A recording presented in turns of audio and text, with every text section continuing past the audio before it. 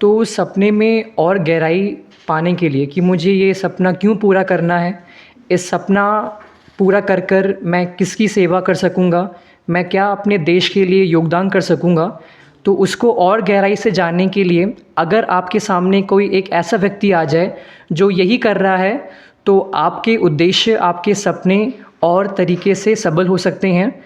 तो आज defence forces academy एक ऐसे व्यक्तित्व को लाई है जो यही पेशा अपने बहुत परिश्रम से पाया है। तो मैं प्रभात सर, डिफेंस फोर्सेस एकेडमी के ओनर को मैं यहाँ बुलाता हूँ इंट्रोडक्शन के लिए उनके। Sir please. थैंक यू, बैठ जाओ। तुम बैठ जाओ, खड़े क्यों हो? ठीक है। आप सभी को नमस्कार। डिफेंस फोर्सेस एकेडमी में आप सबका स्वागत है। और ये अकुल हमारा पुराना स्टूडेंट है, एनडीए के लिए प्रिपेयर करने के लिए आया था। और वही कहते हैं कि अगर आपके अंदर चाह है, लगन है, तो कहीं ना कहीं आप फिट ज़रूर हो जाओगे। लेकिन जिस समय आपने हार मान ली, फिर उसके आगे कुछ भी नहीं है। और पुरानी कहावत है कि आदमी को उतना ही मिलता है जितने में वो संतुष्ट हो जाता है। ठीक है, तो अगर चाह ज़्यादा है तो फिर संतुष्ट नहीं होना है। मतलब तब तक परिश्रम करना है, तब तक कोशिश करनी है जब तक कि आप अचीव नहीं कर ले। ठीक है, तो बहुत अच्छा एक्सपीरियंस इसका रहा है। ठीक है, और अभी मैं आप सभी के सामने उसको लेकर के आऊँगा। और कोई बात नहीं, कोई नहीं, इट्स ओके। ठीक है, तो अपना एक्सपीरियंस वो शेयर करेगा। आप सभी, जहाँ तक मुझे लगता है, कहीं ना कहीं एक अच्छी और एक रेप्यूटेटेड जो जॉब के तलाश में है, एक ऐसा यूनिफॉर्म सर्विस जिसमें प्रेस्टीज हो, करेज हो, एडवेंचर हो, एवरीथिंग। और मर्चेंट नेवी हो या फिर इंडिया की defence forces, army, navy, air force, ये तीन तो मेन फोर्सेस है। इसके अलावा हमारा कोस्ट गार्ड हो गया, सीएपीएफ के फोर्सेस हो गई, और फिर ये अपना मर्चेंट नेवी। ये सब बहुत ही एडवेंचरस प्रोफाइल है, वर्क प्रोफाइल है। इनमें बहुत कुछ आपको सीखने को मिलेगा और लाइफ आपकी स्टैग्नेंट नहीं रहेगी, लाइफ आपकी हमेशा डायनेमिक रहेगी। तो उन्हीं चीज़ों को अभी एक टर्म पूरा करके आया है, तो आपको एक्सपीरियंस, अब इसकी बहुत सारी स्टोरी होंगी जो शेयर करेगा, आपको उससे इंस्पिरेशन ज़रूर मिलेगी। ठीक है, तो स्टार्ट करते हैं सेशन को बहुत ही कैजुअली, इतना फॉर्मल नहीं रखना है। ठीक है, आपके अंदर जो भी सवाल होंगे वो सब आप मुझसे भी पूछ सकते हैं, सर से भी पूछ सकते हैं, और अकुल से भी पूछ सकते हैं, किसी से भी।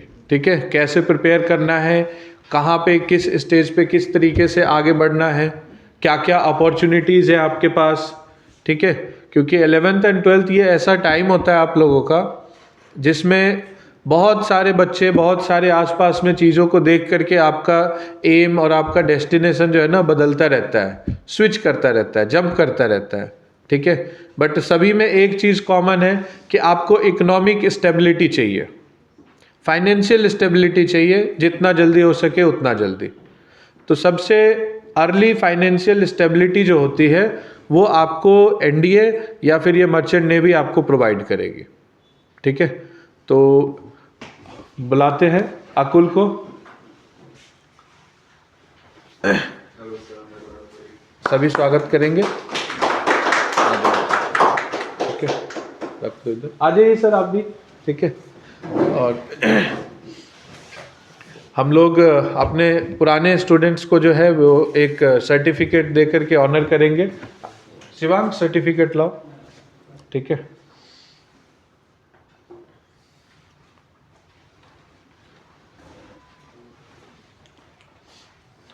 आ जाइए सर, आप भी आ जाइए।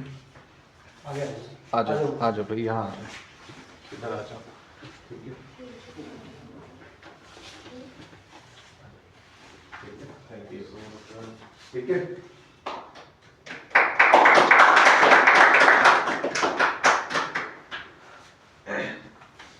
आप सभी को भी इसी तरीके का सर्टिफिकेट मिलेगा जब आप यूनिफॉर्म में आकर के यहाँ आगे आने वाले बच्चों को इंस्पायर करेंगे। ठीक है, तो बैठो, बैठिए सर, बैठिए।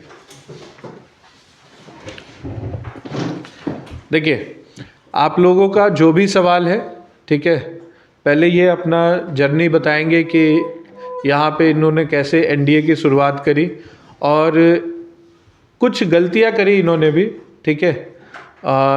जो गलतियों से सीखने की ज़रूरत है हमें, किन किन चीज़ों को अवॉइड करना है, ठीक है, उनसे हम शुरुआत करेंगे। शुरुआत हम बेसिकली इसी चीज़ से करेंगे कि हम अपनी गलतियों को कैसे सुधारें, ठीक है। तो अकुल, अब आप आइए और इनको एनलाइटन करिए, ठीक है। हाँ हाँ, ठीक है। हाँ सर, कोई दिक्कत नहीं, गर्मी लगेगी। कर दो सर, कर दो। अच्छा, ठीक है।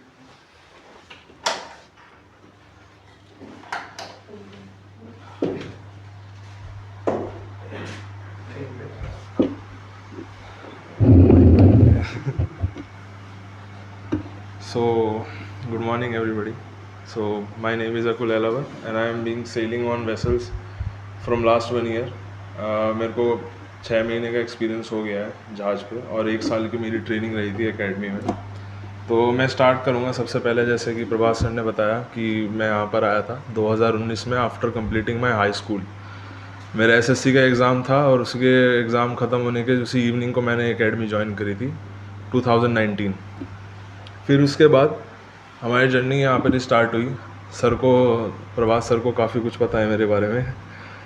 तो मैं यहाँ पर मेरे पास साइकिल होती थी और मैं सिर्फ एक साइकिल से आता था और मेरे पास फ़ोन भी नहीं था उस टाइम पे।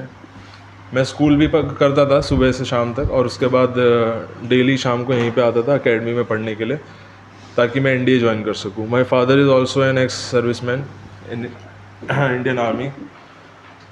तो मेरे को जो इंस्पिरेशन मिली थी एनडीए ज्वाइन करने की, वो पापा के थ्रू ही मिली थी। I also want to join armed forces as an officer. तो 2019 में लगा लूँ क्या? लगा देता हूँ। तो उसके बाद धीरे धीरे सब चीज़ें स्टार्ट हुई, पढ़ना स्टार्ट किया। तो एक बहुत अच्छा एक्सपीरियंस रहा है मेरी लाइफ का या फिर मेरी जर्नी का, यहाँ तक मैं पहुँचा हूँ, कैसे पहुँचा हूँ। एक्चुअली होता क्या था, उस टाइम पे इतना एनडीए का एक्सपोजर लोगों को था नहीं, इतना लोगों को पता नहीं था एनडीए के बारे में उस टाइम पे। जब मैंने ज्वाइन किया था तो मेरे साथ जो स्टूडेंट्स पढ़ते थे, दे आर अबव मतलब 18-19 साल के होते थे सब, और उनका एक ही अटैम्प्ट होता था। इनको इतनी नॉलेज नहीं होती थी तो वो लास्ट में आके ज्वाइन करते थे, which is the demerit. If you want to go into armed forces in early ages, you have to start after your high school. Because अगर आप जल्दी किसी चीज़ को स्टार्ट करते हो तो आपको एक विज़न मिलता है और आपको पता रहता है कि आप कितने पानी में हो और कंपटीशन कितना है, which is the best part. तो मैंने भी ऐसे ही स्टार्ट किया था। तो 10th क्लास हुई, उसके बाद ज्वाइन किया। 11th में मैं पूरा यहीं पे रहा, सुबह से शाम तक स्कूल करता था, शाम को यहाँ आता था। फिर नॉर्मल कोचिंग्स भी होती थी। सर को पता है मेरे पास नोकिया का फ़ोन होता था। 12th क्लास के बाद भी, हाँ 12th क्लास के बाद भी इवन मैं सिर्फ वही फ़ोन यूज़ करता था। और अगर ऐसा कुछ होता भी था तो सर के से ही हेल्प लेता था मैं, नोट्स वगैरह की भी। और एक बहुत अच्छी चीज़ थी जो सर को बहुत पसंद आती थी मेरी, कि मैं एकेडमी हमेशा 15 मिनट पहले पहुंच जाता था। और चाहे गेट खुला हो ना खुला हो, मैं नीचे बैठ के अखबार पढ़ता रहता था, और एक अखबार मेरे बैग में हमेशा होता था। ये बात सर को भी पता है। तो ऐसा कुछ रहा था स्टार्टिंग में। फिर उसके बाद 11th स्टैंडर्ड हुई। 11th में मैंने अपना पहला अटैम्प्ट दिया था, which is of course I wasn't able to clear. उसके बाद धीरे धीरे मेरे को पता चलने लगा कि मैंने गलती कहाँ पर कर रहा हूँ, या फिर विच इज़ माई फॉल्ट, जहाँ पर बाद में जा के मैं रुक रहा था। तो धीरे धीरे 11th स्टैंडर्ड गया, 12th आया। उसके बाद मेरा एनडीए का तो नहीं हो पाया था। फिर मैंने टेक्निकल एंट्री में 2 बार एसएसबी दी थी, विच is the life changing point of my life till now. मैंने टेक्निकल एंट्री बैच 47 एंड 48 की एसएसबी दी थी 2 बार। एक में मैं स्क्रीन आउट हुआ था, एक में मैं मेरिट आउट हुआ था। प्रॉब्लम कहाँ पर आई थी वो मैं एक बार ऑलरेडी यहाँ पे आके बता चुका हूँ स्टूडेंट्स को कि हाउ टू, हाँ इनको नहीं पता है, वो अलग, वो CDS वाले थे ना शायद। हाँ, तो उसमें क्या हुआ था, मैं बेंगलोर में था, और मैं ये भी बताऊँगा मर्चेंट नेवी मैंने कैसे ज्वाइन करी। तो बेंगलोर में मैंने TS 48 की SSB दी थी। जिसमें पूरा बैच वॉश आउट हो गया था। और उससे पहले मैंने इलाहाबाद में दी थी, इलाहाबाद में भी पूरा बैच वॉश आउट हो गया था एक तरीके से, बट स्क्रीन आउट में केवल 3 बंदे उन्होंने स्क्रीन इन किए थे, which is the very tough. Out of 400 अगर तुम 3 बंदों में स्क्रीन इन हो रहे हो, it's a very big part. Same ऐसी मेरे साथ बेंगलोर में हुआ था जब मैं स्क्रीन इन हुआ था। Out of 450 they have screen in around 20 only. तो 20 केवल कैंडिडेट्स थे which got the opportunity to see SSB for 5 days only. तो which is also a big part. SSB में मैंने coaching, of course sir SSB के sessions कराते थे, मैंने यहाँ से भी बहुत सारे सेशंस किए हैं। और भी जगह थी जैसे गूगल हो गया, फिर यूट्यूब वगैरह, जहाँ पर बहुत सारी नॉलेज मिलती है SSB के बारे में। But from my experience if I से, पहली और दूसरी SSB में जो मैंने चेंजेस देखे थे कि मैं क्यों स्क्रीन आउट हुआ। सी, अगर आपको एक डिफेंस गाय की तरह अपने आप को चूज़ करना है, you want you to see on in uniform in next 5 years, you have to think like an officer. आपको अपने दिनचर्या से शुरुआत करनी पड़ेगी। You have to change your daily routine, which is the only thing. छोटी छोटी चीज़ें they will make changes, small thing they will give you a big changes in your life. तो वही चीज़ मैंने स्टार्ट करी अपनी कमियों को देखने के बाद। I realise is my mistake, and the moment you realise your mistake you have to work on it. If you are not work on your mistake then this is useless to doing the same mistake again and again. तो यही चीज़ रहा था। मैंने इलाहाबाद में SSB दी थी, वहाँ पर मैं स्क्रीन आउट हुआ। उसके बाद मुझे अपने रियलाइज़ हुआ कि मेरी मिस्टेक क्या थी। Then I start working on my self personal development things. बहुत सारे टेस्ट होते हैं, आप सबको पता होगा SSB की कितने सारे टेस्ट होते हैं, स्क्रीन इन ऑल्सो। तो मैंने सबसे ज़्यादा काम अपने वोकल स्किल्स पे किया और अपने कॉन्फिडेंस पे किया। See, if you are sitting in front of an officer and you are giving the answers, it's not that easy. आपको पता होगा कि आप क्या गलत बोल रहे हो, लेकिन आपको पता भी नहीं चलेगा कि आप गलत बोल रहे हो। ठीक है, तो जैसे इंटरव्यू होता है तो वहाँ पर मेरे सामने ब्रिगेडियर बैठा हुआ है फुल यूनिफॉर्म में, और मैं एक 18 साल का लड़का, चेस्ट नंबर 3, और वो मेरे से ऐसे ऐसे सवाल पूछा था कि मेरे को समझ भी नहीं आ रहा था मैं सही बोल रहा हूँ या गलत। So this is the difference which makes you an officer. अब तुम्हें सोचना कैसे है कि तुम ऑफिसर हो या नहीं। सबसे पहले ऐसे लोगों के साथ बैठना ही बंद कर दो जो तुम्हें बहुत डिमोटिवेट करते हैं या तुम्हें हमेशा यही बोलते रहते हैं कि bro you are not able to do this, you have plenty of things. See, अगर तुमने एक बार ठान लिया कि मेरे को NDA में जाना है या सिर्फ डिफेंस में जाना है, तो उस पर स्टिक रहो। You should not have any plan B. Okay, अगर तुमने प्लान बी के बारे में सोचना शुरू कर दिया then you definitely go for a plan B only. आपके पास एक ही प्लान है, you have one life, if you want to live according to you can go for it. See, किस्मत सबकी होती है, मेरी भी थी, मैंने भी बहुत ट्राई किया, सबको पता है। सर के साथ तो मैं पिछले 5 साल से रहा हूँ, सर को मेरी हर चीज़ के बारे में पता है। तो वही चीज़ मैं आपसे शेयर करना चाह रहा हूँ कि आपको गलती क्या नहीं करनी है और क्या चीज़ें हैं जो आप अभी सुधार सकते हो। I think we most of are from school ना only studying like 11th and 12th standard. तो वही है, आजकल की जनरेशन में लोग अखबार नहीं पढ़ते हैं। आपको खुद पता होगा कि आपके बैग में अखबार है नहीं, तो आप daily newspaper reading is must if you want to go, क्योंकि वो चीज़ एक ऑफिसर्स क्वालिटी में आती है। और सही बताऊं तो ऑफिसर्स क्वालिटी ऐसी कोई चीज़ होती नहीं है, this is just a myth. हर कोई इंसान होता है, हर किसी में कुछ ना कुछ कमियां होती हैं। इवन प्रेसिडेंट भी होगा इंडिया का, उसमें भी 10 कमियां होंगी, बट वो प्रेसिडेंट क्यों बना या फिर कोई ऑफिसर क्यों बनता है, कोई लेफ्टिनेंट क्यों बनता है, उसके अंदर कुछ क्वालिटीज़ ऐसी होती हैं which is suited by the person who they are selecting. तो जो पैनल में बंदे बैठे होते हैं, जो GT ऑफिसर्स होते हैं, जो इंटरव्यूअर होते हैं, जो साइकोलॉजिस्ट होते हैं, उनको क्या चाहिए? उनको बस वही चाहिए कि आप 5 दिन उनके पास हो तो आप अपनी क्वालिटीज़ जो बुरी हैं उनको छुपा के रखो, जो अच्छी हैं उनको रिफ्लेक्ट करो, which only comes from your practice. Written exam is just a initial stage, but SSB is the best, is the main stage which totally depends on your career, on your personal development and your experience and your learning. So start learning. If you want to become an officer in Indian Armed Forces, start learning and start investing your time with the people जो कि तुम्हारी जैसी ही सोच रखते हैं।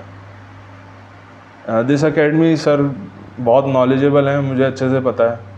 बहुत बार ऐसा होता है कि ऐसा लगता है कि मैं क्लियर नहीं कर पा रहा हूँ, हो सकता है कि टीचर्स की गलती है या फिर वो मुझे नहीं बता पा रहे हैं, बट ऐसा कुछ नहीं होता है। मैं अपने एक्सपीरियंस से बता रहा हूँ। उसके बाद जब मेरा एसएसबी सब हो गया, फिर मैं कॉलेज में भी ज्वाइन किया था। मैंने 1 साल बीटेक करी है मैकेनिकल में, और उसी के दौरान मैंने मर्चेंट नेवी के बारे में मेरे को पता चला था थ्रू गूगल से कि या तो एनडीए होता है या मर्चेंट नेवी होती है। Merchant navy is not like a totally private thing, this is semi government, director of general shipping is involve, you have to get all your documents and all your documentation done through them to join merchant navy. Same criteria है जैसे NDA होता है, और same syllabus भी same है, इसलिए मैंने कुछ खास पढ़ाई करी नहीं थी इसके लिए। But the difference is merchant navy and NDA both are like NDA is totally for defense and merchant navy is for trading. You are doing trade from your ships. But काम यही है, the amount of risk in NDA is the same amount of risk you can go through in merchant navy also. कैसे join करते हैं वो मैं बताता हूँ। 12th में आपके पास अगर PCM है then only you can go in merchant navy and with 70% in PCM grade which is must. अगर उससे नीचे you are not able to join merchant navy at any cost. But NDA में ऐसा नहीं होता है, एनडीए में you have to just pass your 12th standard, right? ऐसे ही होता है ना। बट मर्चेंट नेवी में आपको 70% ग्रेड चाहिए because they don't take any risk for a person, because PCM is very must. आपके पास PCM होनी चाहिए and you have to be around 70% in your PCM and 90% in your English. अब उसके बाद मर्चेंट नेवी में होता क्या है और क्या प्रोसीजर है ज्वाइनिंग के। जेई होता है, सेम वैसे ही हमारा IMU होता है, इंडियन मैरीटाइम यूनिवर्सिटी मैरीटाइम। उसी का एग्ज़ाम होता है जैसे जेई का निकलता है, अभी निकलेगा जुलाई में। और ऐसे ही अलग अलग कंपनीज़ होती हैं। मेरी कंपनी है एंग्लो ईस्टर्न, ये अभी वर्ल्ड में टॉप पे कंपनी चल रही है, और ये अपने बंदे रिक्रूट्स करती है बाय देयर ओन एग्ज़ाम्स। ये अपने खुद के एग्ज़ाम्स निकालती है। तो आपको IMU का एग्ज़ाम देना पड़ता है। We have to score around below 5000 rank overall India, and if you have already achieved that, after that you can give their exam, their entrance exam, their interview, same like SSB, their medicals, and after that you can join the academy, Anglo Eastern Maritime academy, which they provide you everything in their academy like NDA, same like NDA जैसा ही है, बस NDA से थोड़ा छोटा है, इतना मान लो। Recruitment only 160 guys in a year, केवल 160, 80 के बैचेस में 2 बार रिक्रूट करते हैं, साल में 2 बार। उसी तरीके से जैसे NDA में जाके आपको दुनिया भर के विंग्स मिलते हैं, अलग अलग विंग्स होते हैं, आपको अपॉर्चुनिटीज़ मिलती हैं to work for your wings, same like in NDA। But यहाँ प्रॉब्लम ये है कि यहाँ मतलब चीज़ ये है कि यहाँ आपको केवल 1 ही साल ट्रेनिंग करनी है। You have to spend only 1 year in the academy and next 18 months you have to complete on the ship. वैसे ही मैंने अभी 1 साल कंप्लीट किया अपना अकेडमी में, और 6 महीने अभी मैंने कंप्लीट किया अपने शिप पे। And for 6 months you have to stay on the ship at least. If you come before, you have to pay fine or something like that, same in NDA or in defense. You have to complete your term, then only you can come to your home and for it. अब NDA में भी same, आपको घर से दूर रहना पड़ेगा, यहाँ पर भी आपको घर से दूर रहना पड़ेगा। You have to work at any time, there is no rest hours. मैं सुबह 4 बजे उठता था और शाम के 4 बजे, 8 बजे, 12 बजे तक काम करता था at ship. And then only you can go to your bed, and again you have to wake around 4 AM in the morning. Limited internet, no connectivity. अभी तो बहुत हो गया है, फिर भी you get the internet, but still so many places in piracy areas you won't able to contact your homes, even not even like ashore people you cannot contact because connection was totally lost in those areas. Ship है, limited provision होता है। मैंने 40 दिन की selling करी हुई है, and I know how it, मतलब जो होता है ना कि खाने की अहमियत पता चल जाती है। पानी लिमिटेड होता है, खाना लिमिटेड होता है, and sometimes you have to stay on some biscuits and bread only, sometimes, but not every time. Rather than my company is the very big, very good company, is the number one in all over India. Around 600 ships they are carrying in their fleet. Different type of ships, और इनकी salary भी अलग अलग होती है. अभी मैं junior navigating officer में हूँ, मेरा काम नेविगेशन का है. अभी मैं सीख रहा हूँ, अभी मेरे को कम से कम 2 शिप और लगेंगे to become an full fledge officer. सेम जैसे एनडीए में होता है, आदमी 3 साल की ट्रेनिंग करके फिर 1 साल की ट्रेनिंग करता है आईएमए में टू बिकम एन ऑफिसर. 1 साल में वो तुम्हारी जो ट्रेनिंग होती है वो लेफ्टिनेंट की होती है, राइट. टू बिकम एन, तुम ऑफिसर बनोगे तो तुम्हारी जो एक्चुअल ट्रेनिंग होगी वो आईएमए में होगी, ऑफिसर वाली. तो सेम मेरा था, मैंने 1 साल पढ़ाई करी एकेडमी में. उसके बाद जो अब मेरी ट्रेनिंग हो रही है is to be an officer. मैं ऑफिसर्स का काम सीख रहा हूँ और मेरे को सैलरी भी उसी हिसाब से मिलती है. सैलरी का अलग अलग क्राइटेरिया है. You will go up to captain of the ship, और एक शिप के कैप्टन की सैलरी अराउंड 10 to 15 lakhs पर मंथ होती है, which is a good amount of money. If you want to join merchant navy also in a early age, I think it's the best option. But this is not for those guy who don't wants to work hard. If you are working hard for India now, you have to work more hard in merchant navy also after coming into the place. तो ऐसा नहीं है कि सिर्फ NDA है तो लोगों को सिर्फ एनडीए में जाने का होता है. सी कंपटीशन इसीलिए एनडीए में है क्योंकि लोग जाते ही उधर हैं, और वहाँ पर कोई परसेंटेज का क्राइटेरिया तो है नहीं. यहाँ पर आधे लोग ऐसे फिल्टर हो जाते हैं क्योंकि उनकी परसेंटेज ही नहीं आती है 12th में. इसलिए ये थोड़ा कंपटीशन को भी फिल्टर करता है और थोड़ा एक्सपोजर भी देता है. जिसको मर्चेंट नेवी के बारे में नहीं पता होता, they only knows that they have to work 6 months on board and they have to stay 6 months on at home. But this is not true. मैं सिर्फ 2 ही महीने रुकता हूँ घर पे, और 6 महीने 6 के 7 भी हो जाते हैं और 8 भी हो जाते हैं, which is not the easy part two stay away from your home. आप 6 महीने कहीं बाहर रह के देखो, किसी दूसरे स्टेट में रह के देखो, you will realise the home sickness, what it actually means. और हम तो समुंदर में रहते हैं, which is risk is always on our head.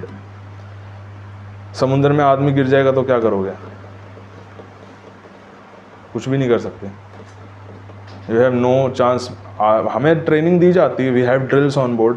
हर हफ्ते ड्रिल्स होती हैं. कोई बंदा गिर जाए या फिर बहुत सारी ड्रिल्स होती हैं. जहाज छोड़ना पड़ जाए, जहाज डूब जाए, क्या करोगे? ड्रिल्स होती हैं. बट ड्रिल्स इतने बड़े गहरे समुंदर में कहाँ ड्रिल्स करते फिरोगे? नहीं बचता आदमी. सेम रिस्क है. इंडिया में भी गोली वहाँ खा के आदमी शहीद हो जाता है, यहाँ भी आदमी ख़त्म हो जाता है. बट हाँ, मैं इतना बोलूँगा कि इंडिया में आपको इतना एक्सपोजर नहीं मिल पाएगा कि that you can explore the world. यहाँ मिल जाएगा. You can explore through out the world. मैं 3 कॉन्टिनेंट्स घूम चुका हूँ, 12 कंट्रियाँ घूम चुका हूँ. और घूम चुका हूँ in the sense I went assure.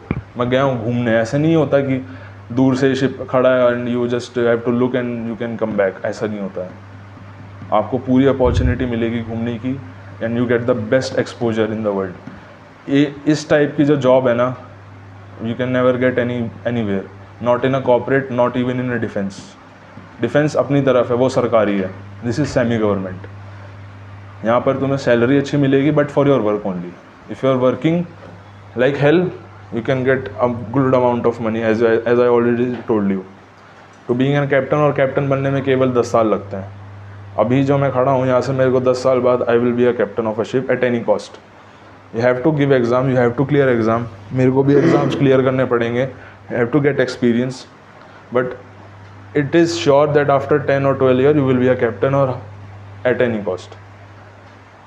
और इसमें जितना एक्सपोजर मिलता है किसी एक बंदे को या किसी लड़की को या किसी को भी, you can never get at any place. Even womens are also very indulge in this field. Merchant navy, मेरे साथ की बैचमेट्स हैं 3-4, they are sailing like me. They have completed their sea time 6 months 12 months. तो ऐसा भी नहीं है कि लड़कियों के लिए अच्छा नहीं है, लड़कों के लिए अच्छा नहीं है. This is best for everyone. But you have to be very vigilant and you should be very hardworking kind of a guy. So this is my journey. यहाँ तक तो मैं ऐसे पहुँचा. But hardships of course बहुत सारे थे. मेरी तो साइकिल भी चोरी हो गई थी यहाँ से. अकेडमी के बाद से मेरी साइकिल भी चोरी हो गई थी.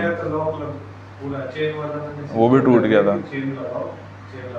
प्रभात सर थे, शुभम सर थे, जो जिनके साथ मैं ज़्यादातर पढ़ा हूँ स्टार्टिंग से. और सबसे अच्छी चीज़ मुझे जो लगी है कि मैंने जो इस एकेडमी से पढ़ा है ना, वो तो मैंने मर्चेंट नेवी ज्वाइन करने के लिए एक अक्षर भी नहीं पढ़ा था, literally I am saying. I was in Bangalore SSB. जब मेरा एसएसबी हो गया था तो उसके बाद मैंने कॉल किया था पापा को कि मैं कहा पापा जी मैं मतलब कल की ट्रेन कर लेता हूँ, आ जाता हूँ। तो उन्होंने मेरे को याद दिलाया कि भाई तेरा कल इसका एग्ज़ाम है मर्चेंट नेवी का, तूने शायद भरा होगा। मैंने कहा हाँ, मेरे को ध्यान नहीं रहा। रात की फ़्लाइट से 2 बजे आया और सुबह 9 बजे एग्ज़ाम देने गया था, बिना पढ़े बिना नहाए धोए कुछ भी। वो यही है, क्योंकि एनडीए और मर्चेंट नेवी की पढ़ाई में ज़्यादा फ़र्क नहीं है, बट दोनों चीज़ें अलग हैं। You should know that merchant navy you can get exposure, और काम भी बहुत वो है कि मतलब एक्चुअल प्रैक्टिकल वर्क है। अभी एक शिप में कितना बड़ा शिप होता है, 200 meters 400 meters long ship. You have been carrying million tons of cargo. मेरे जहाज़ पे 35,000 टन का गेहूँ लोड करके लेके जाते थे हम। 35,000 टन्स ऑफ ग्रेन एक जगह से दूसरी जगह। We have sailed throughout all Pacific Ocean, Atlantic Ocean, Indian Oceans, and every ocean you will get something new. The geography you are reading, the geography you are studying here, you will get the real exposure at sea. You will get the importance of the nature. You should come throughout many continents, many countries, many people. जिन लोगों के सपना होता है कि मेरे को फलाना country जाना है, यहाँ जाना है, you will get free opportunity to see, you will free opportunity to go at any place you want. And आपको शिप ज्वाइन कराने का खर्चा भी कंपनी का है। सी जैसे नॉर्मल पोस्टिंग होती है वैसे ही सेम है। Company will arrange all flights, hotels, everything. You are going, you have to just go to the airport, tickets they have already send, just have to go and join the ship. No, nothing, zero expenditure from your side. जहाज़ पे कोई खर्चा नहीं होता है, ना खाने का, ना पीने का, ना कोई बिजली का बिल देना है, ना कोई पानी का बिल देना है, but you have to work. It's not that easy for everyone to stay there. इसके बाद मर्चेंट नेवी में और क्या बात आती है। अब मैंने तो अपनी कंपनी का बताया विच आई हैव जॉइंड। बाकी कंपनीज भी होती हैं जहाज़ में, समुद्र में केवल हमारे जहाज़ नहीं चल रहे हैं, millions of ships are there. तो अलग अलग कंपनीज भी होती हैं जॉइन, बट मुझे उनके बारे में इतना पता नहीं था। अब जैसे मैंने ज्वाइन किया, then I come to know about them also. बहुत सारी कंपनीज़ हैं, प्राइवेट कंपनीज़ हैं, कुछ गवर्नमेंट कंपनीज़ भी हैं। गवर्नमेंट है एक बहुत पुरानी कंपनी है, अगर आपने सुना हो, SCI करके, शिपिंग कॉरपोरेशन ऑफ इंडिया, सबसे पुरानी कंपनी है शिपिंग की, विच इज़ टोटली गवर्नमेंट, सरकारी नौकरी है, but salary is very less. If you are choosing government kind of a thing, you will not get that much amount of money as compared to the private. तो यहाँ पे मैंने क्या किया था, मैंने प्राइवेट कंपनी को अप्रोच किया because I know they have giving much amount of salary and a good exposure. अभी शिप पे क्या होता है, आपने सुना होगा, पायरेट्स के बारे में सुना होगा। We have gone through there, हम वहाँ गए, अफ्रीकन के बहुत सारे पोर्ट्स किए, Nigeria, Somalia, many places we have gone. तो वही सेम एक्सपोजर आपको इसी से ही मिलता है। मर्चेंट नेवी में जाके आप एक्सप्लोर कर सकते हो और अपने आप को और अच्छे से जान सकते हो, दुनिया के लोगों से मिल सकते हो। तो confidence level you can never think in any other place as compare to this. बाकी defence, I also studied many thing, मैंने भी बहुत तैयारी तो बहुत करी थी, बट किस्मत की बात होती है। SSB में मैं जब गया था तब माई एज वॉज अराउंड 19। तो बट इसमें यह है कि आप 25 ईयर तक ज्वाइन कर सकते हो merchant navy. If your age is 25 और less than 25 you can join, but the thing is you should have your PCM with 70% and 90% in your English, then only you can give the exam, otherwise there is no need. अलग अलग companies की अलग अलग requirement होती हैं, but I would suggest if you want to come in merchant navy you should join Anglo Eastern only, because एक तो ये सबसे अच्छी कंपनी है और स्टेबल है, और इसमें कोई ऐसा वो नहीं है कि your job will be lost और any kind of a thing, ऐसा कुछ नहीं है। और मर्चेंट नेवी चाहे आप कहीं से भी ज्वाइन करो, this is totally independent entity. तुम कभी भी ज्वाइन कर सकते हो शिप, कितने भी महीने के लिए तुम घर रुक सकते हो। You want your holidays to extend around 6, 8, 9, 10 months is totally depend on you.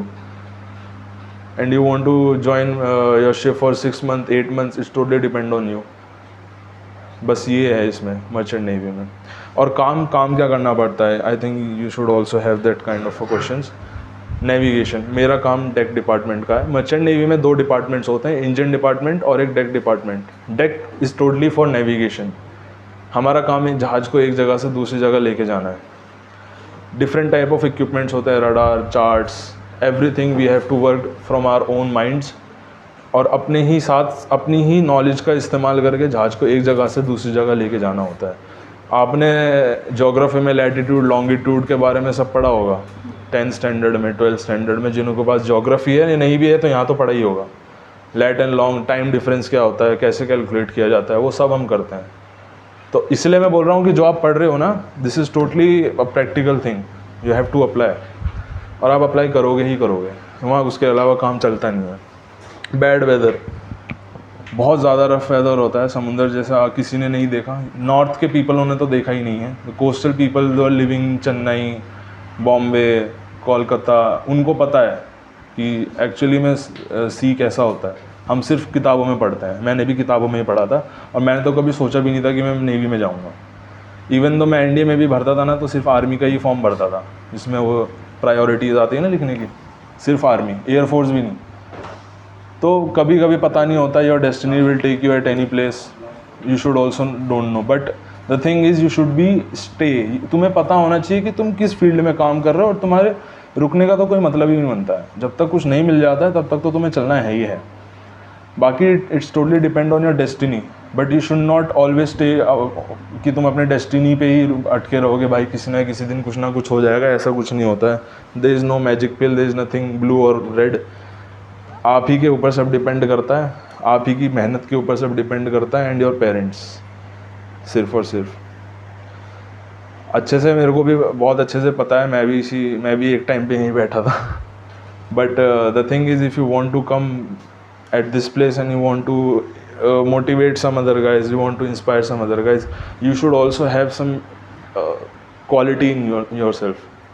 तो to be a person with a quality, you have to work on your self with your daily routine. अपने daily routine पे काम करो। सबसे अगर मैं बोलूँगा कि किसी ने मेरे को ऐसी एडवाइस दी थी जो मेरे काम आई है, तो I should also give it to you. वो बोलते हैं ना कि सुबह 6 बजे उठने से क्या होगा, बहुत कुछ होता है। सुबह 5 बजे उठने से क्या होगा, बहुत कुछ होता है।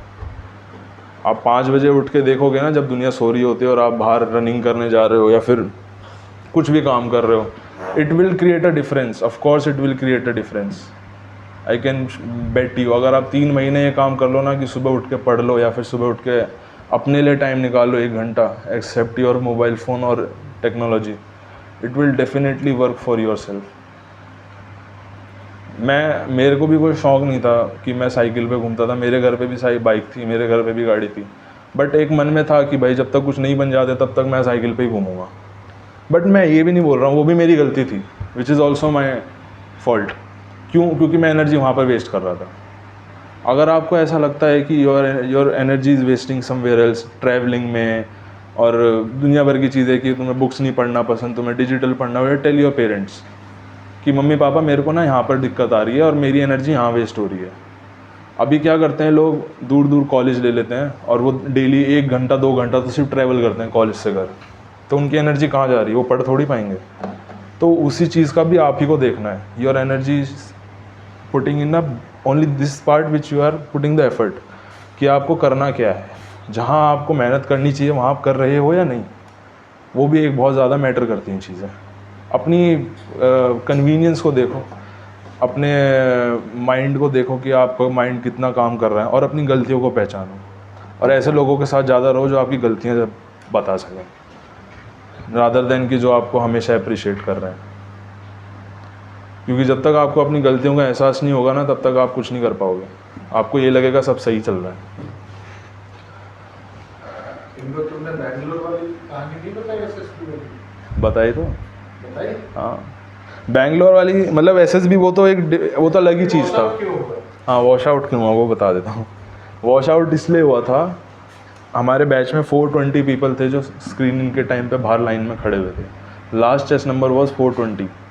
मेरा चेस्ट नंबर था 27 और मैं अभी अपने डॉक्यूमेंट्स लेके सब खड़ा हुआ था बाहर। तो पापा छोड़ के चले गए थे उस टाइम तक तो, और आने का तो मेरा कोई टिकट विकट भी नहीं था, जैसे मैंने बताया था आपको। और ऑफ कोर्स ऐसे मोमेंट पे जहाँ पर 420 बंदे हैं जो पता नहीं कहाँ से आए हैं, जो 5 बार एसएसबी देखे आए हैं, 6 बार एसएसबी मेरी दूसरी बार थी और पहली बार तो मैं स्क्रीन आउट हो गया था, तो कॉन्फिडेंस तो भूल ही जाओ, कुछ रहता है बट रखना पड़ता है। उसके बाद जब हम अंदर गए तो अंदर जाने के बाद जेसीओ वेसीओ रहते हैं वहाँ पे, उनकी भी स्पेशल रिक्रूटमेंट होती है। पता है आपको एसएसबी में जो जेसीओज होते हैं जो आपको गाइड करते हैं, ऑफिसर्स नहीं सिर्फ जेसीओ, उनकी स्पेशल रिक्रूटमेंट होती है एसएसबी में। अलग से वो एग्ज़ाम दे के आते हैं, तब उनकी भर्ती होती है एसएसबी में, किसी भी बोर्ड में, चाहे बेंगलोर हो, इलाहाबाद, भोपाल, कहीं भी हो, कपूरथला हो। तो हम अंदर गए, उसके बाद उन्होंने हमारा डॉक्यूमेंटेशन किया, और डॉक्यूमेंटेशन में कि 20 बंदे तो डॉक्यूमेंटेशन में बाहर हो गए, उनका रोल नंबर मैच नहीं किया, उन्होंने फॉर्म गलत भरा, जो भी था, और 20 बंदे तो डॉक्यूमेंटेशन में बाहर हो गए। फिर हमारा वो अपना एग्ज़ाम होता है, उसका क्या कहते हैं, उसका एग्ज़ाम क्या था वो, OIR शीट पे जो होता है, हाँ स्क्रीनिंग में वो एग्ज़ाम होता है पहले, OIR और PPDT। तो OIR में जनरली क्या होता है, अगर आपने किसी ने शायद दी है एसएसबी, अभी नहीं दी ना। OIR में क्या होता है, OIR में ना आंसर लिखे आते हैं, टिक होते हैं ऑलरेडी, पेंसिल से कोई ना कोई उसमें टिक कर देता है। क्यों? क्योंकि बैचेस बनते हैं, 400 बंदे थे, 200 बंदे इधर बैठते हैं, 200 बंदे इधर, दोनों के सेट अलग होता है। तो 200 सेट एक ग्रुप को दे देते हैं, 200 सेट दूसरे ग्रुप को। और मेरा चेस्ट नंबर 27 था, मैं बिल्कुल लास्ट में बैठा हुआ था, बिल्कुल लास्ट रो में, वहाँ पर सीट भी नहीं मिलती है बैठने के लिए, इतने बंदे थे। तो उन्होंने OIR डिस्ट्रीब्यूट करी और सबने एग्ज़ाम, उसमें सिर्फ टिक करना होता है और कुछ नहीं करना होता। OIR भी सिर्फ टिक करना होता है आंसर, कुछ आधा घंटा मिलता है उसमें, 45 कुछ क्वेश्चंस होते हैं, ऐसा कुछ है। हो गया वो। उसके बाद एक तो फिक्स नहीं है, जरूरी नहीं है कि टिक करा हुआ मिल हाँ। हो सकता है बिना टिक का भी मिल जाए, हो सकता है टिक किया हुआ। बट टिक करे हुए पे भरोसा मत करना कभी, हाँ, वो गलत ही होता है। अगर वो भी तो नहीं करना है, करना आपको अपना करना तो अपने आप सही ठीक है। है। दूसरा 50 से लेकर के 100 के बीच में ना रेंज करता है, हाँ, कहीं और 45 भी दे देंगे, कहीं 70 क्वेश्चंस का सेट दे देते हैं, फिक्स नहीं है कि इतना ही देंगे।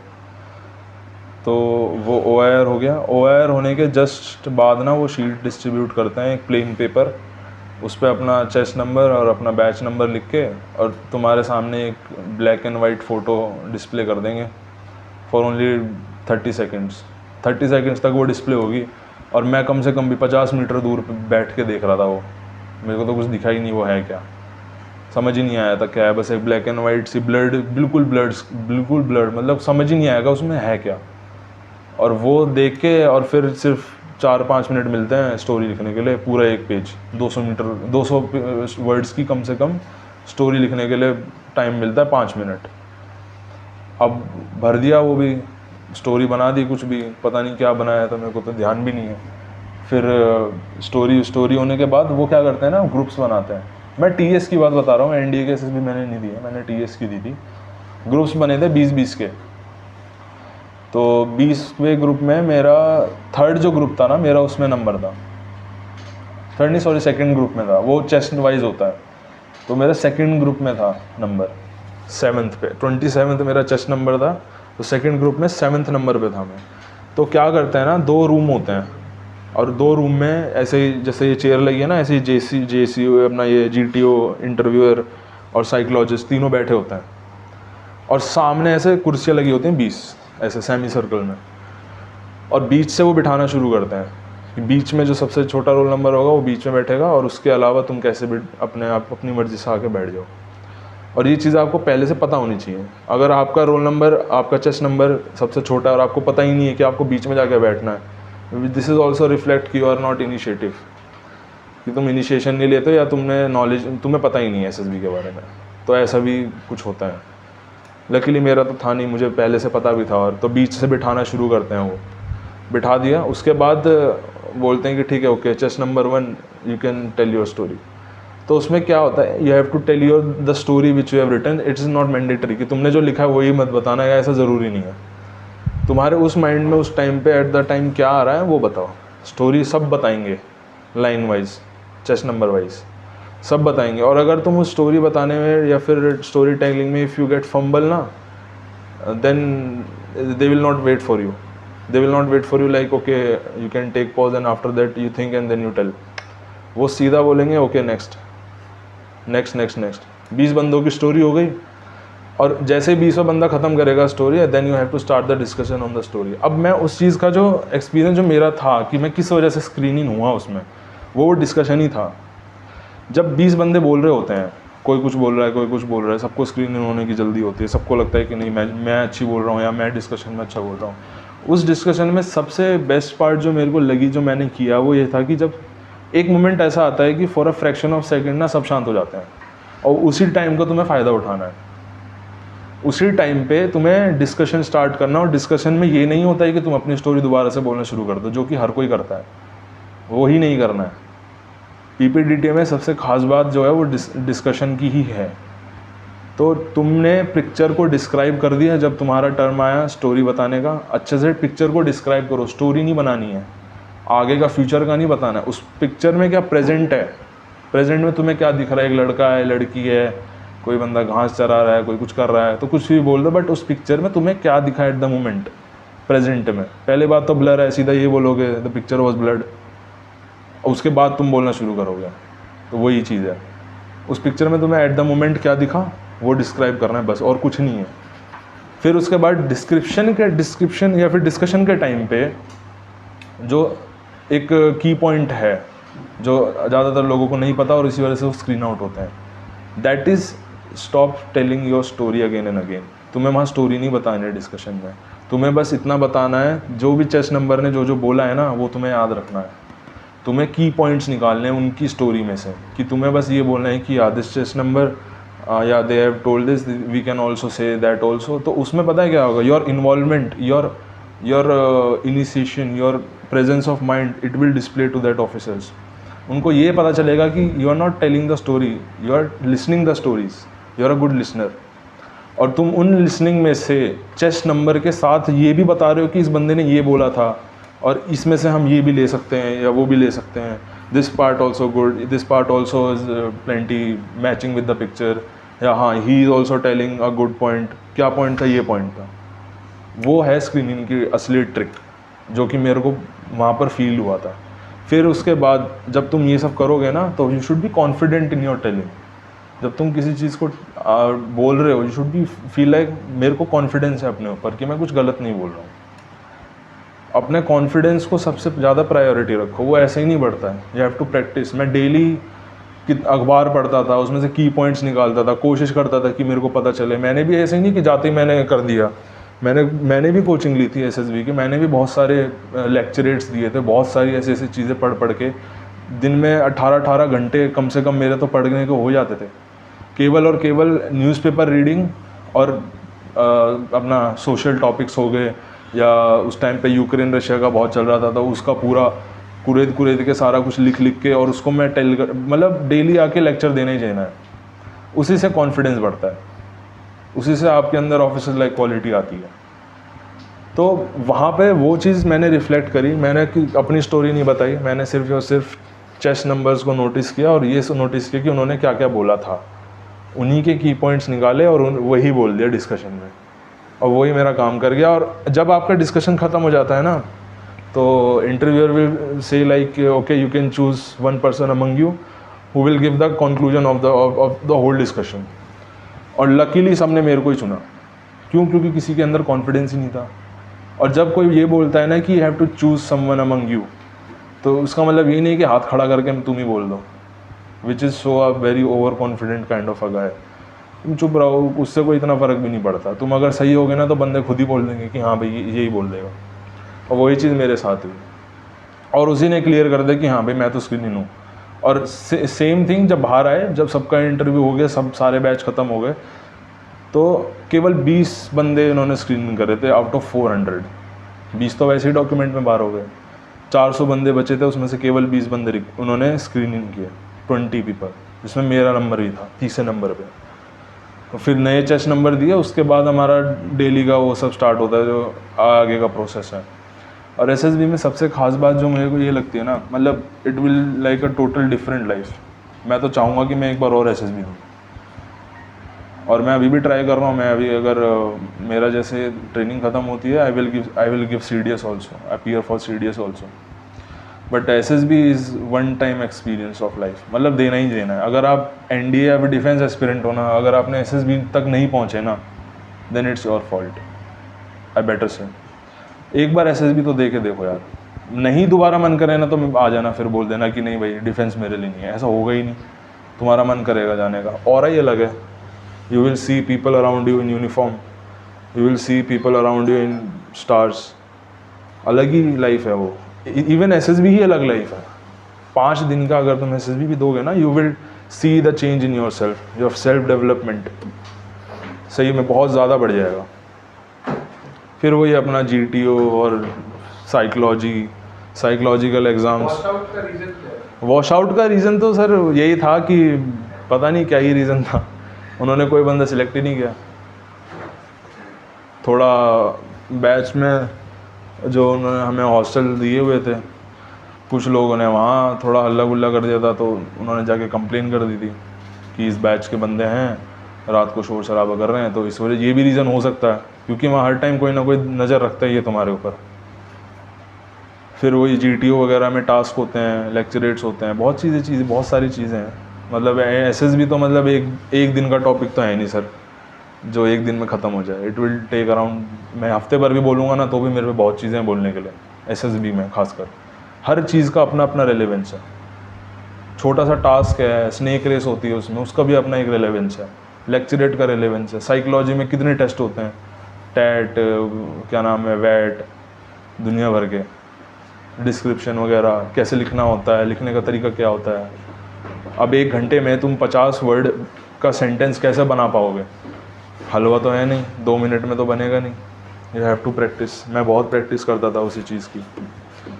तो ये सब रहा है अपनी जर्नी का। तो और फिर हमने मर्चेंट नेवी ज्वाइन कर ली। तो you can also look after merchant navy if you want. It's a good career I would say. ऐसा एक्सपोजर तो मुझे नहीं लगता कहीं मिला मेरे को। कॉलेज में भी रहा मैं, एसएसबी भी देख ली, but this kind of exposure it's totally different. और इसमें सबसे अच्छी चीज़ है कि तुम्हें बाहर रह के इंग्लिश में ही बात करनी है, मतलब ही नहीं बनता। अब कोई जैपनीज़ है, जापान में हम गए थे, लंदन में हम गए थे, throughout whole world you have to say English only. तो ये इसमें ये तो है ही है कि तुम्हें इंग्लिश ही बोलनी है। इंटरव्यू होता है उसमें भी टोटली इंग्लिश होती है, एसएसबी में भी इंग्लिश चलती है, हर जगह इंग्लिश चलती है। If you want to crack any interview, किसी भी, चाहे MNC का भी इंटरव्यू है, you have to be fluent in your English, otherwise how will you convince the other person. बस यही सब है, बाकी सवाल है तो आपकी। कोई भी सवाल हो?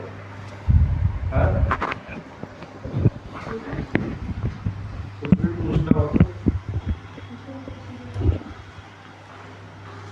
Like eligibility criteria. मैं भी बैठा हूँ यहाँ पे। एलिजिबिलिटी क्राइटेरिया इसमें वही है, 25 ईयर एज है, 25 साल तक आप दे सकते हो। PCM में 70% होनी चाहिए। एग्ज़ाम तो अभी भी निकल रहे हैं इनफैक्ट, अगर आप देना चाहो। 12th के बाद भी देते हैं लोग, 12th के बाद भी जाते हैं बंदे, नहीं तो कोई कोई आता है ग्रेजुएशन के बाद भी ज्वाइन करते हैं merchant navy. But thing is, अगर आपको इंजन डिपार्टमेंट में जाना है तो आपको BTech करनी पड़ेगी, which is not a good idea. But engine में totally you have to work very hard, वहाँ पर पूरा हार्ड वर्क है, you have to work with engine. But हमारा काम है केवल नेविगेशन का। हमें केवल सुबह दिन में केवल 8 घंटे का वॉच होती है। जैसे आपने कभी शिप पे देखा हो, ब्रिज होता है, शीशे लगे होते हैं, वहाँ पर क्या होता है, वो नेविगेशन करते हैं। वहाँ पे बाइनोकुलर्स होते हैं, लुकआउट रखना पड़ता है, अलग अलग तरीके के जहाज होते हैं, उनके कि वो कितना दूर हैं, रडार होता है, चार्ट्स होते हैं, we have to make routes कि कहाँ कहाँ से जाना है, कौन सी सेफ़ प्लेसेस है। तो वो सारा काम हमारा है, ज़्यादातर टाइम हम इसी में स्पेंड करते हैं। फिर कार्गो का आता है, कार्गो कितना लोड करना है, कैसे लोड करना है, कहाँ कहाँ लोड करना है। अब वो गाड़ी तो है नहीं कि भर के चल दिए, पानी में समुद्र में चल रहा है जहाज, दुनिया भर के स्ट्रेसेस लगते हैं। अगर आपने साइंस में पढ़ा हो, बेंडिंग मोमेंट्स होते हैं, स्ट्रेसेस होते हैं, तो उन सब की कैलकुलेशन करनी पड़ती है। वो कौन करता है? हम ही करते हैं। कार्गो को सेफ़ कैसे रखना है वो भी हम करते हैं, और कितना लोड कर सकते हैं, कैसे कैलकुलेशन होती है। अभी मैं पूछूं आपसे कि जहाज़ का वज़न कैसे करते हैं, कुछ आइडिया है? तो वही सब हम करते हैं। कैसे करते हैं? तो वही सब चीज़ें हैं इसमें स्टडी की। डिफरेंट टाइप ऑफ लॉज लगते हैं, जैसे एवोगाद्रोस लॉ के बारे में पढ़ा होगा आपने। वो सब चीज़ें ना प्रैक्टिकल यूज़ होती हैं इसमें, इसलिए आपको पीसीएम में इतने चाहिए ही चाहिए, क्योंकि आपको चाहे आप कैप्टन भी बन जाओ ना, आपको ये सब चीज़ें काम आएंगी आएंगी। ये है इसकी रिक्वायरमेंट। और घूमना फिरना तो है ही इसमें। और सी सिकनेस भी होती है किसी किसी को, मेरे को तो नहीं हुई। जहाज़ तो घूमता रहता है पूरे घंटे, नींद भी नहीं ले पाता कभी कभी, 2-2 3 दिन हो जाते हैं बिना सोए, बट काम फिर भी चलता रहता है। तो you have to be prepare mentally also for this kind of a thing. तो मेंटली आप तो एनडी के लिए भी तो प्रिपेयर होते हो, वहाँ पे तो गोली लग के आदमी शहीद होता है।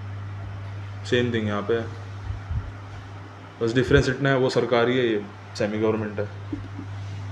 और पैसों का डिफरेंस है, जितना आप ब्रिगेडियर बन के नहीं कमा सकते हो, उतना आप केवल 3 साल सर्विस करके अच्छे से मतलब उससे भी दुगना कमा सकते हो मर्चेंट नेवी में, अगर तुम्हें सिर्फ पैसे ही देखने हैं तो। इफ़ यू वांट कि मेरे को बहुत ज़्यादा पैसे कमाने हैं, you want to earn a good amount of money at early age, 30 to 35 में आप कैप्टन बन जाओगे, अगर आप जल्दी ज्वाइन करते हो आफ्टर योर 12th। नहीं तो, और कैप्टन की सैलरी मैंने आपको बोली है 15 से 20 लाख रुपए आराम से, विदाउट टैक्स। इसमें टैक्स भी नहीं है, सैलरी पे टैक्स नहीं है, कोई टैक्स नहीं लगता। You get an NRI status also. 6 महीने आप कंट्री से बाहर हो, कोई टैक्स लगेगा ही नहीं। ठीक है, ये सब ही है, बाकी तो कुछ नहीं। बैठो बैठो। पानी पियो तुम। हाँ भाई, क्या सवाल है? देखो, हर किसी को कहीं ना कहीं काम तो करना ही है, ठीक है। बिना काम किए तो किसी को भी नहीं मिलने वाली रोटी, ठीक है। फ़र्क बस इतना है कि काम कहाँ करना है, ठीक है। और आप एनडीए के लिए प्रिपेयर करो, आप मर्चेंट नेवी के लिए प्रिपेयर करो, आप आगे जाके एसएससी के लिए करो, यूपीएससी कर लो, आप कोई प्राइवेट जॉब कर लो, किसी में भी जाओ, आपको नौकरी तो ऐसे मिलेगी नहीं बिना पढ़ाई के, ठीक है। और मैं साफ साफ आपको बताता हूँ, जैसे राजा होता है ना, राजा एक देश का मालिक होता है। अब राजघराने तो है नहीं, अगर आप राजा होते या राजा के घर से होते तो प्रिविलेज मिलता कि नहीं मिलता, बेनिफिट होता है। अब राजघरानों के जगह पे क्या चीज़ आ गया है, सरकार। अब जो राजघराने हैं, जो किंग है, उसके जगह पे रिप्लेस हो गया है गवर्नमेंट। तो गवर्नमेंट का हिस्सा बनने का मतलब है कि आप राजा के फैमिली के तरफ से हैं, तो वो प्रिविलेज आपको हमेशा मिलेगा, वो चीज़ प्राइवेट में आपको नहीं मिलेगी, ठीक है। तो सबसे बेस्ट अपॉर्चुनिटी जो होता है एज के हिसाब से देखा जाए तो 16.5 ईयर्स पे एलिजिबल हो जाता है बंदा एनडीए के लिए। Girls and boys both are eligible now, ठीक है। तो सबसे अर्ली स्टेज तो वही है, 19.5 तक आपका एज एनडीए का ओवर हो जाता है, ठीक है। प्रैक्टिकली अगर मैं बोलूँ तो 18.5 में ही आपका एंड हो जाता है एनडीए की एलिजिबिलिटी। फिर उसके बाद आपके पास, अब एनडीए की जब एज ओवर होगी ना, उस समय ग्रेजुएशन भी नहीं होगा आपके पास। तो ग्रेजुएशन नहीं है, एनडीए की एज ओवर हो गया है, तो इस बीच में आपको मर्चेंट नेवी का मौका मिलता है, ठीक है। During this period you can prepare for the merchant navy, ठीक है। और अगर लाइफ चाहिए एडवेंचरस, कि मुझे जगह जगह घूमना है, और वैसे तो आप किसी देश में जाओगे घूमने के लिए, सस्ते से सस्ता भी जाओगे तो लाख रुपए खर्च करके आओगे, ठीक है। यहाँ पे आपको हर 10-15 दिन में एक नई जगह पे घूमने को मौका मिलेगा, नई सोसाइटी से इंटरेक्ट करने का मौका मिलेगा, नए कल्चर को देखने का मौका मिलेगा, ठीक है। अलग अलग तरीके से लोगों से इंटरेक्ट करोगे, वहाँ की चीज़ें सीखेंगे, फिर वो आप अपनी फैमिली में, अपने सोसाइटी में आकर के उसको समझाओगे, बताओगे कि हाँ ये चीज़ कैसे होती है, इसमें क्या कमियां हैं, वहाँ पे क्या चीज़ अच्छा था, यहाँ पे किस चीज़ को इम्प्रूव कर सकते हैं। तो लर्निंग तो थ्रू आउट द जर्नी जो है वो कंटिन्यू रहेगा आपका। दूसरी चीज़, स्टेबिलिटी की बात करें, early stage, early age stability आपको एनडीए और मर्चेंट नेवी प्रोवाइड करते हैं। ठीक है, 20-22 के एज में आप एक अच्छे पोजीशन पे होंगे, अच्छी खासी अर्निंग होगी आपकी, और ये ऐसा जॉब है जो इन डिमांड है। ऐसा नहीं है कि हर दूसरा तीसरा बंदा इसको करके घूम रहा है, ठीक है। तो उतनी, अब कोई चीज़ जब गिनी चुनी होती है ना तो उसके लिए मेहनत भी उतनी ही लगती है, ठीक है। और फिर अगर मकसद आपका एक है तो रास्ते अलग अलग हो सकते हैं, लेकिन मकसद अगर आपके 2-3 हो गए, जैसा बताया कि प्लान ए भी है, प्लान बी भी है, प्लान सी भी है, प्लान डी भी है, 4 प्लान बना रखे हैं, तो कहाँ भागोगे? एक बार इधर भागोगे, फिर वापस आके दूसरे पे जाओगे, फिर तीसरे पे जाओगे, और कहीं के भी नहीं रह पाओगे, ठीक है। तो जब जो एज की एलिजिबिलिटी है सबसे पहले उसको अचीव करो, ठीक है। जब वो नहीं होता है तब उसके बाद सोच लेना। प्लान बी सोचने में कितना टाइम लगता है? 1 दिन 2 दिन? आज एज ओवर हो गया तो ठीक है, कल सोच लेंगे क्या करना है। लेकिन आज अगर मेरी एलिजिबिलिटी है तो जो एलिजिबिलिटी है मुझे पहले वो ट्राई करना चाहिए। इसी 24 घंटे में से आपको पढ़ना है, अलग से किसी को नहीं मिलेगा कि इंजीनियरिंग कर रहे हो या मेडिकल कर रहे हो तो उसके लिए अलग से आवर आपको ग्रांट हो रहे हैं, नहीं। इसी 24 आवर में से आपको पढ़ना है। अब ये डिसीजन आप सबको लेना है कि पढ़ना किस चीज़ के लिए है और पढ़ना क्या है, ठीक है। तो ये चीज़ है। और जैसा कि बताया, न्यूज़पेपर बहुत ज़रूरी है। आप लोग नहीं पढ़ते हैं, मोबाइल फ़ोन ने रिप्लेस कर दिया है। बहुत सारे ऐप्स आते हैं जो न्यूज़ दिखाते हैं, तो न्यूज़ देखने के लिए न्यूज़पेपर पढ़ना ज़रूरी नहीं है। न्यूज़पेपर पढ़ना है क्योंकि आपको रीडिंग की हैबिट होनी चाहिए। और जब आप कागज़ पे लिखी हुई कोई चीज़ पढ़ते हैं और स्क्रीन पे लिखी हुई चीज़ पढ़ते हैं, ज़मीन आसमान का अंतर है। और वो अंतर मैं वर्बली नहीं एक्सप्लेन कर सकता कि क्या अंतर है, ठीक है। वो चीज़ आपके अंदर डेवलप होगी जब आप किताब पढ़ते हैं। जब कागज़ पे लिखी हुई चीज़, जब आप छपी हुई चीज़ पढ़ते हैं तो वो चीज़ आपके अंदर डेवलप होती है, और वो सभी के अंदर अलग अलग डेवलप होगी। हो सकता है किसी को एक बार में एक पैराग्राफ पढ़ने में समझ आ जाए, किसी को वही पैराग्राफ 2 बार पढ़ने में समझ आए। अब जिसको एक बार में समझ आ जाएगा वो एक ही बार की तैयारी में पेपर को क्रैक कर देगा, जिसको 2 बार में समझ आएगा उसको 2 बार की प्रिपरेशन चाहिए। तो तैयारी जो है वो, जैसे हम लोग एकेडमी है, मैं बहुत ऑनेस्टली बता रहा हूँ, ठीक है। तैयारी जो है वो हमारे डिज़ाइन किए हुए 6 मंथ्स 1 ईयर और इन सब के कोर्सेज के हिसाब से नहीं होती है। तैयारी किसके हिसाब से होगी? आपके इंडिविजुअल रिक्वायरमेंट के हिसाब से होगी कि इंडिविजुअली आपको कितना समय चाहिए प्रिपेयर करने के लिए, ठीक है। अगर आपकी ग्रेस्पिंग पावर अच्छी है, आप अपने पावर को समझिए, अपनी एबिलिटी को पहचानिए, ठीक है। और उस पर कॉन्फिडेंस रहिए कि भाई अगर मेरा दोस्त है वो 3 महीने में एक किताब को पढ़ लेता है, ठीक है, मुझे क्या होगा, मैं 6 महीने में पढ़ लूँगा। लेकिन वो पहले ले लेगा, मैं बाद में ले लूँगा, बट जॉब मैं भी लूँगा। कहने का मतलब ये है। तो कॉन्फिडेंस इतना होना चाहिए, ठीक है।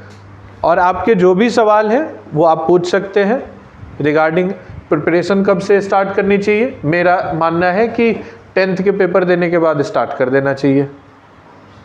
10th के पेपर देने के बाद आप 3 महीने खाली बैठ के क्या करते हो? सबसे इनिशियल स्टेज तो वही होता है, ठीक है। और घूमना फिरना ऐसा तो है नहीं हमारे यहाँ पे कि छुट्टी मनाने आप किसी देश में घूमने जा रहे हो जो वहाँ का कल्चर सीखोगे, वहाँ के लोगों से इंटरेक्ट करोगे।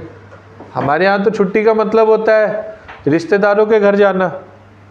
वो तो ताने मारेंगे और इधर उधर की बात करेंगे, वो उसका कोई बेनिफिट तो होना नहीं है। तो इसलिए जो चीज़ जो ज़रूरी है टाइम पे पहले उसको करना चाहिए, ठीक है।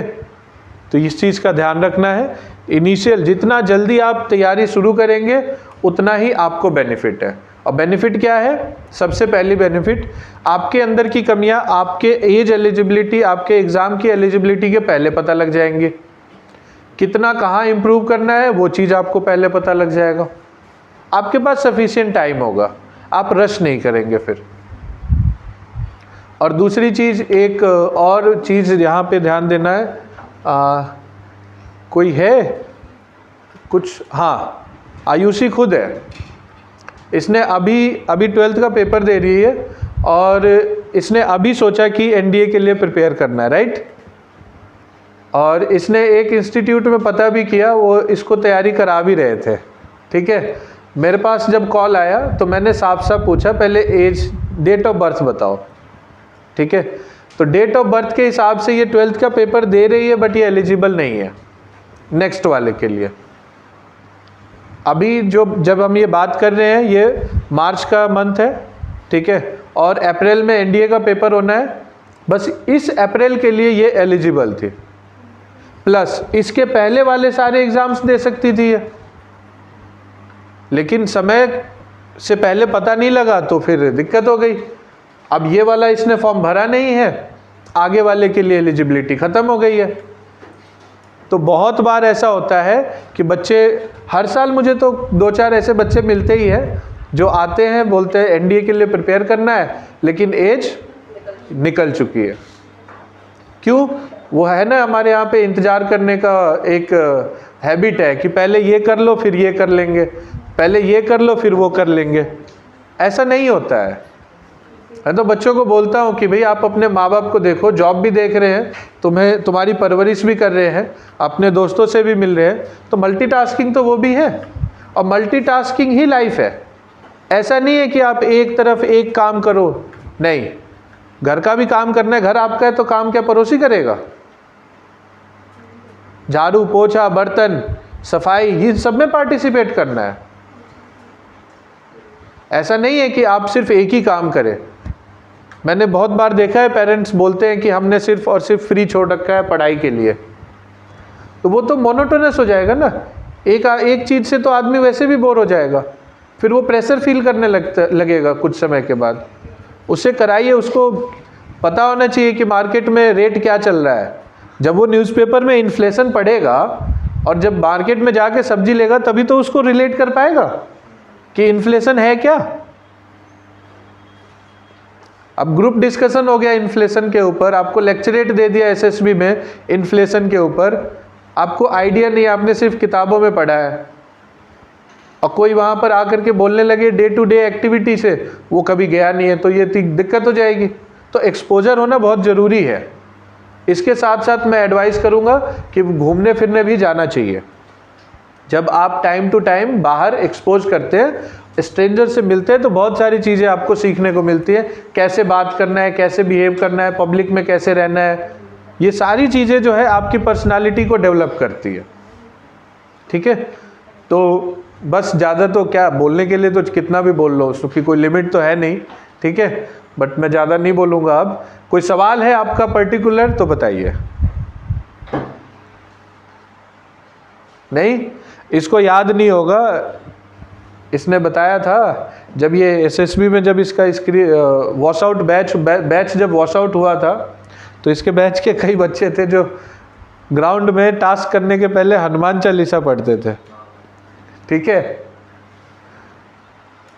तो हनुमान चालीसा पढ़ रहे हो आप, और ऐसी जगह पे जा रहे हो आप जहाँ पे हर रिलीजन का पर्सन वहाँ पे इंक्लूड आता है, ठीक है, हर कम्युनिटी का पर्सन वहाँ आता है। हमारी सोसाइटी की बहुत बड़ी कमी है कि हम अपनी चीज़ों को दूसरों पे थोपना चाहते हैं। हम जिस भगवान को मानते हैं, हम जिस तरीके का खाना खाते हैं, हम जिस तरीके की ड्रेसिंग करते हैं, ये सब हमें लगता है कि अच्छा है तो दूसरे को मानना चाहिए। वर्बली हम ज़्यादा ध्यान देते हैं, ठीक है। आप लोग बड़े हैं, अगर अपने छोटों को बोलते होंगे पढ़ लो, वर्बली पढ़ लो, लेकिन वो नहीं होता इम्पैक्टफुल। मैं लिख के दे सकता हूँ ये बात, आप उसको कुछ मत बोलो, आप 1 महीने खुद टाइम से पढ़ा करो, वो आपको देख करके पढ़ेगा। ये रियलिटी है। पेरेंट्स के साथ भी यही होता है। ड्राइंग रूम में बैठ के मैच चल रहा है और उसको बोलते हैं कमरे में जा करके आप पढ़ाई कर लो। कैसे? बच्चा है वो, ध्यान है उसका जाएगा। ध्यान ऐसी चीज़ तो है नहीं जो रुक जाएगी, और वो और बुद्ध तो है नहीं वो, या रोबोट तो है नहीं कि तुरंत स्विच करेगा और एकदम कंसंट्रेशन करना बैठ जाएगा। तो सेक्रीफाइस एक पर्सन के कैरियर को बिल्ड करने में पेरेंट्स का भी होता है, पेरेंट्स का होता है, आपसे बड़े जो हैं उनका भी होता है, सभी का होता है। सबका कोऑपरेशन होता है, तब जाकर के एक रिजल्ट आता है। ठीक। नहीं तो फिर क्या होता है, फिर बच्चे बोलते हैं रात को पढ़ना अच्छा लगता है। क्यों? रात को थोड़ी शांति मिलती है, पीस होता है। वो फिर उनका मेटाबॉलिज्म खराब कर देता है। वो अच्छा नहीं है। मैं तो बिल्कुल सजेस्ट नहीं करता। मेरे हिसाब से तो सुबह 4 बजे उठ के पढ़ना चाहिए। रात को तो आप जितना जल्दी सो जाओ उतना ही बेहतर है। सुबह अर्ली मॉर्निंग उठो, आप पढ़ो, उस हैबिट को डेवलप करो। जितना बढ़िया आपकी हैबिट ही आपको जो है सक्सेस दिलाएगी। ठीक है, तो इन सब चीज़ों का ध्यान रखना है, वर्बली नहीं, एक्शन में अपनी इम्प्रूवमेंट और अपनी पर्सनालिटी को शो करना है। ठीक है, तो ये चीज़ है। Anything else? नो? ठीक है, so that is all for today. हाँ भाई, तुम लोग लाए हो इनके रिफ्रेशमेंट का? दे दो फिर सबको। ठीक है, और एक बढ़िया सी सेल्फी ले लो यहाँ से।